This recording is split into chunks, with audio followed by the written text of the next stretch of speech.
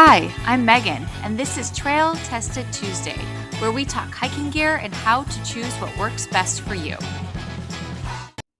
Welcome. Today we're talking about footwear. I've already talked about how to choose whether or not you want boots or hiking shoes. And I've also talked about how you narrow down all of the choices once you do make it to the store to pick out your footwear. You can check out those videos if you missed those.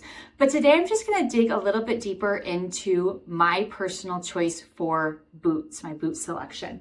I have narrow feet, so if you have more of a normal foot or a wider foot, these brands aren't going to work for you, but hopefully kind of going through why I picked what I did will help you in selecting your boot. This boot is Anu. I've had these boots for about 10 years and I love these boots. They were made specifically for women's feet. And unfortunately, they're not made anymore. About 2 years ago, I knew that these were getting to kind of the end of their hiking life. And so I went and I tried on a bunch of shoes. I tried on the La Sportiva boots because I really like their trail runners. And I just couldn't find anything that felt as comfortable as these. So I stuck with these. I hiked with these in Switzerland. And on the very last day of my hike, we made it into Bern, Switzerland, and I walked right into a hiking store to find new boots. They really had just gotten to the end of their trail miles, which does happen with boots. But some of the things I really liked about these were they were super lightweight. They're very flexible, but they have great grippy bottom. I always felt really secure on the trail in these. I liked that these had kind of a mid ankle with two of our kind of hook and eye to really hold my foot into these boots.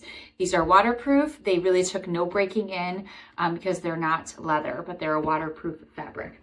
So in Switzerland, I noticed that everybody we were hiking around had the this brand, they're Mindel. And these are wonderful.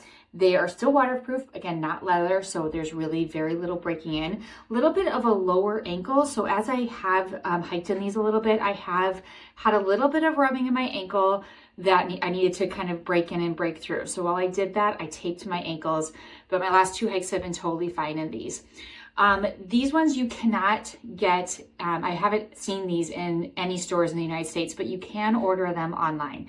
They are a pricier boot, more like $250, whereas you could probably find a really serviceable boot more like $150. But if you're kind of ready to upgrade, this would be a good one to look at. Again, super lightweight, but I like how these are laced. For my narrow foot, it really holds that foot in. I did have to size up about a half a size for these. So something to think about when you're getting your hiking boots. You may need to go up a size than you normally would. Totally fine as long as your foot's not slipping in that boot. So those are my preferences for boots. That wraps up today's Trail Teching Tuesday from Three Goats Gruff. I would love to hear what your favorite boot brands are, and you can drop that in the comments.